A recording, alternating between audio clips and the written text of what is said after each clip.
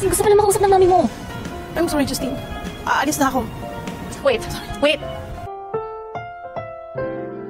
Ang susunod na programa ay rated PG.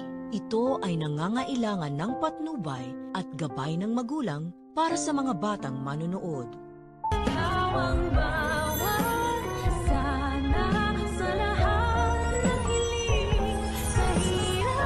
Nandyan pa si Sir Pepe.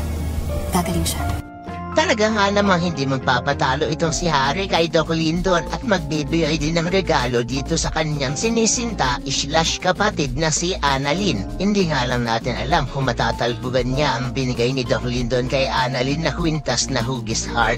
Pero teka nga lang ha, masyado naman yata ang delay magbigay ng Christmas gift ang mga batang to. Samantalang bagong taon na at naghahanda na nga ang lahat sa piyesta at prosesyon ng Nazarenong itim. Huwag niyo sabihin sa Valentine's Day niya isa-celebrate ang bagong taon na. Hay nako naman direct, masyado na yata ang delay. At napansin ko lang itong message ni Harry kay Annalyn. Parang kinuha pa sa kanta ng South Border. There's always a rainbow after the rainbow naman. Hay nako naman mga writers, mag-isip naman kayo ng bagong script. Pero gayon pa man ay mapapangiti pa rin ni Harry si Annalyn na nakasuot niya pang Santa Claus na costume. Dahil kakatapos nga lang ng performance nila ni Justin. Sa kabilang banda, magtatagpo na naman ang landas ni Robert at Lynette dahil pareho nga silang umattend dun sa party ng mga bata. Nanghihinayan si Robert dahil hindi man lang daw nakita ng kanyang tatay Pepe ang kanyang mga apo na sila Justin at Annalyn na magkasama. Pero ang paalala ni Lynette kay Robert na hindi pa naman daw patay si Lolo Pepe, kaya naman may pag-asa pa rin makita niya ang kanyang mga apo. Pero parang nawawala ng pag-asa itong si Robert at sasabihin niya kung paano daw kung hindi na magising ang kanyang tatay. Samantala, nang makita naman ni Justin ang kanyang nanay Giselle doon sa venue ay parang papaalis niya pa ito.